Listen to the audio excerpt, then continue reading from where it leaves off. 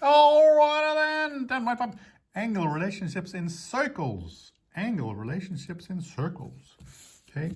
So we know that if here's our circle, if that's an inscribed angle, the vertex's angle is on the circle, this angle will be half of that arc, this intercepted arc.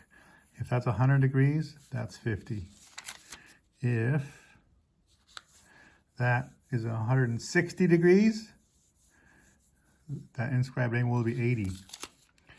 If that's 90 degrees, this is twice that, that's 180 degrees. If that's 180, then that would be a semicircle from this point to that point. That would be a diameter. What happens if this just is tangent to the circle? Say right there. It still works, even though this line is, this does not go in the circle at all. This is in the circle. This does not go in the circle. It still works. If this is 300 degrees, then this angle, it's no longer called inscribed, but that angle is still going to be half of that. If that's 300, that's 150. Okay, if we have something like this, doink, if from here to here is 320 degrees, that's 320, then this would be, what, 60. That would be 160 degrees, that angle. Okay, the other side of that,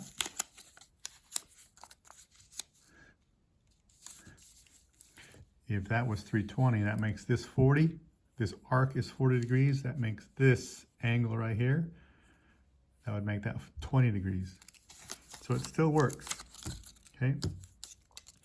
Next, put that right there. We go. This one. So this is tangent and intersected circle. Sorry, tangent and intersected chord theorem. This is 1014 on page 562. So if this arc, let's call this, let me use a different color. Let's call that arc, that is angle 1, not an arc, but the angle. If that's arc 1, if that it measures 120 degrees, then arc TAV is twice that. That's 120. This arc is 240 degrees.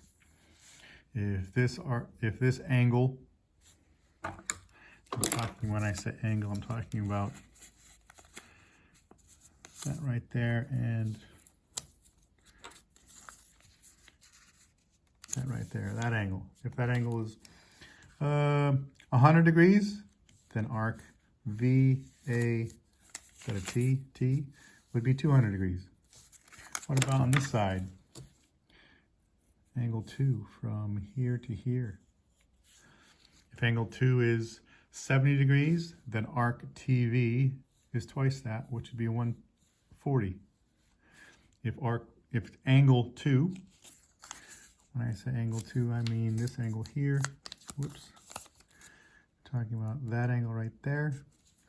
If that measurement is 60 degrees, then arc TV is twice that, which is 120.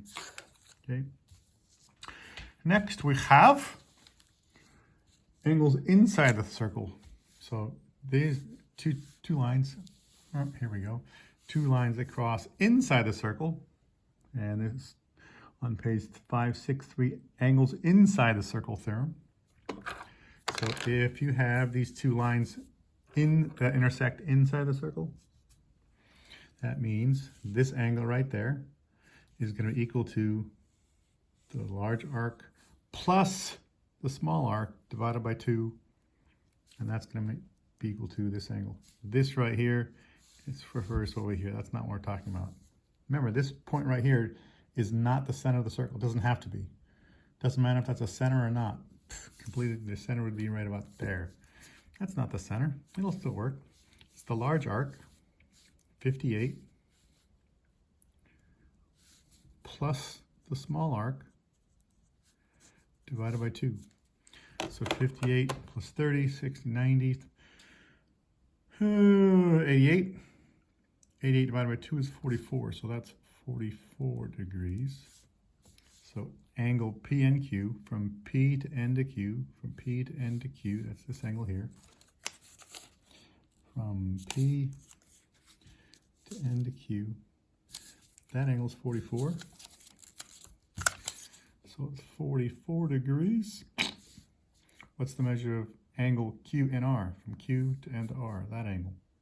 Well, these are supplementary. So these two have to add up to 180. 180 minus 44 is 40, 140, 136. 136 degrees. 136 degrees. What about over here? Angles inside the circle theorem. Here's two segments that meet inside the circle. How do we find the measure of angle BGC from B to G to C, from B to G to C? So we're talking about this angle right there, from B to point G to point C, BGC. Almost made the Bee Gees right there. It happened. I'd be staying alive. Staying alive. Staying alive. Hey, if this arc is 148 and that arc's 85, I'm going to have to find this angle. We can't find this angle right away. We have to find this one first. Okay. The big arc plus the small arc. 148 plus the small arc divided by 2 will give us this measure. So 148 plus 85 divided by 2 equals 116.5. That's 116.5. 116.5. Well, these are going to be supplementary. So 180 minus that, minus 180, 63.5.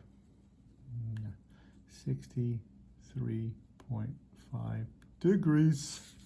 So this angle BGC, from B to G to C, 63.5 degrees. Boom. So these are lines that meet inside the circle. These are lines that intersect outside the circle.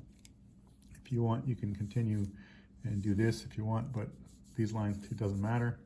Doesn't matter if it happens or not. What's the measure of z is going to be? So in this case, slightly different. This is from page 563, theorem 1016. It's angles outside the circle theorem.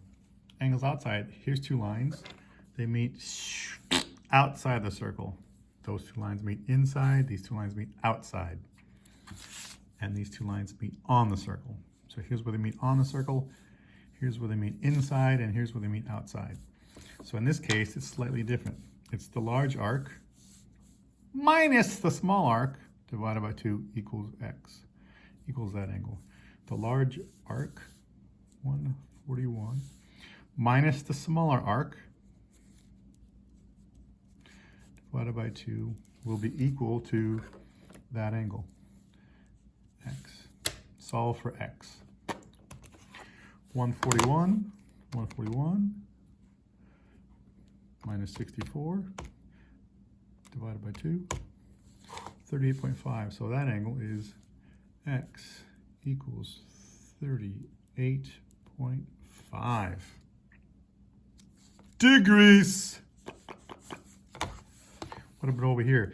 Two lines meet outside the circle. It's the large arc minus the small arc divided by 2 equals that angle right there. The large arc minus the smaller arc divided by 2 equals that angle right there, 35.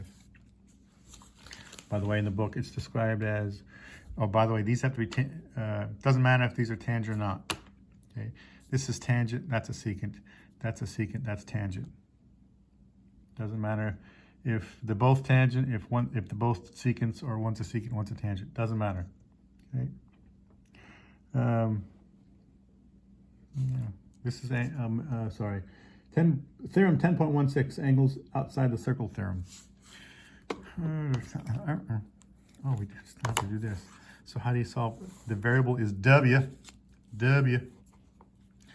Multiply both sides by 2, and you get 132 minus W equals 70. I'm going to put W over here and subtract 70, so W is equal to 132 minus 70. 132 minus 70. 62 degrees. 62 degrees. This arc W is 62 degrees. The arc is 62 degrees. Okay. Flip it over.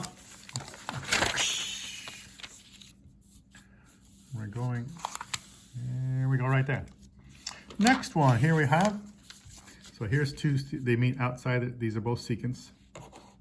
Doesn't matter, no, it still works. The large arc minus the small arc divided by 2 equals that angle, 22. Okay, multiply both sides by 22.